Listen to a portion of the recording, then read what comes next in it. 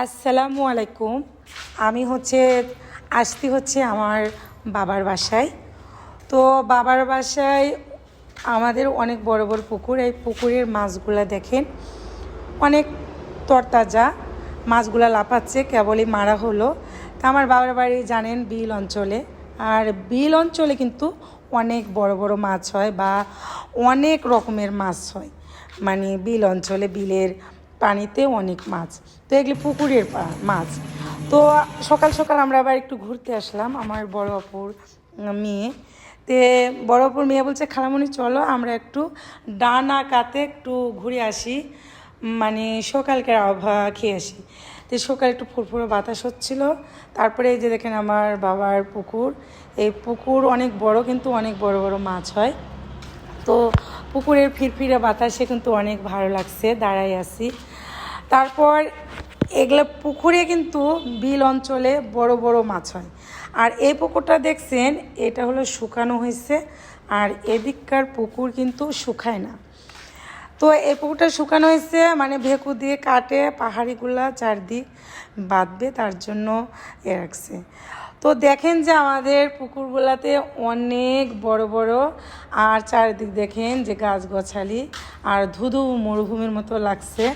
তো আমি দাঁড়ায়, মানে অনেক ভালো লাগছে। তারপরে পুকুরটা কাটলে আরও বেশি ভালো লাগবে, যখন ভরে যাবে পানি আর মাছ হাবুডুবু করবে, তখন আরও অনেক সুন্দর লাগবে।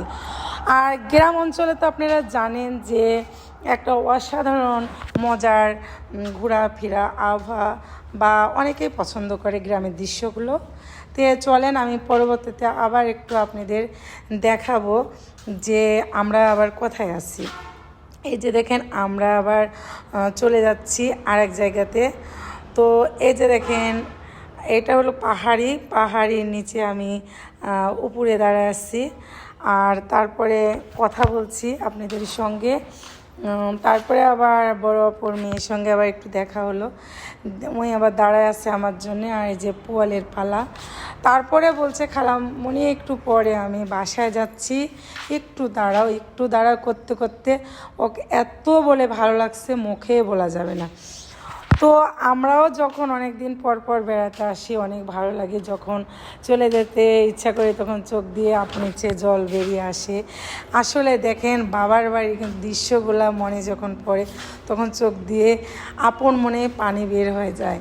তা আমরা এরকম ছোটোকালে ছিলাম, বেড়াতাম, ঘুরতাম, আর নাচানাচি হাসাহাসি করতাম, কী জন্যই মজা আলাদা। আর এখন তো অনেক পুরাতন স্মৃতি হয়ে গেছি, কখনো সংসার, কখনো ছেলে মেয়ে মানুষ করা। তারপরে দেখেন যে বেড়াতে ঘুরতে তারপরও পছন্দ হয়। তে আমার বোনের মেয়ে বলছে, খালামণি অনেক সুন্দর লাগলো, অনেক ভালো লাগলো, চলো এখন আমি বাসায় যাব, বাসায় যাই রেস্ট নিয়ে খাওয়া দাওয়া করে আমরা আবার শহরে রওনা দেব। তো দেখেন আমাদের গ্রামের দৃশ্য কেমন লাগলো, অবশ্যই লাইক কমেন্ট শেয়ার করবেন, আর নিত্য নতুন ভিডিও দেখবেন। আর ভিডিওটা কেমন লাগলো গ্রামের দৃশ্য অবশ্যই কমেন্টে জানাবেন।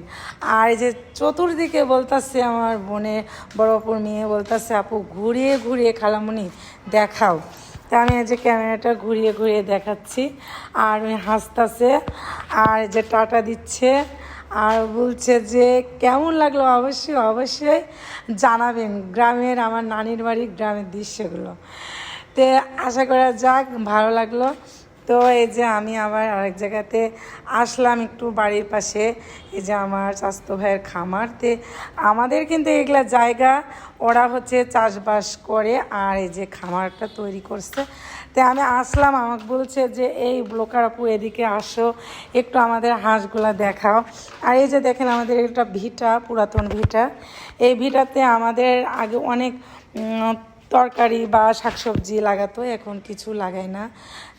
তো এই যে দেখেন যে এই ধানগুলা রাখা হয়েছে এই যে বতকের জন্য। তে এই বতক কিন্তু অনেক রকম মেডিকেল দিয়ে এগুলা যে খাবারগুলো তৈরি করা হয়েছে।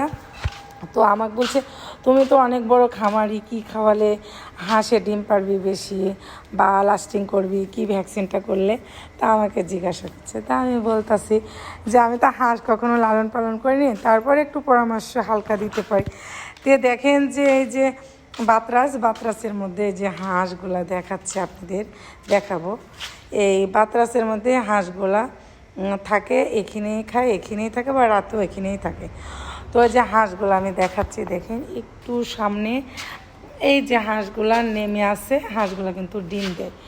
আর দেখেন কি বাতরাস, উরি বাবা, যাকে বলে বাতরাস ভরা হাঁস, মনে হয় লুকায় থাকলেও দেখা যাবে না।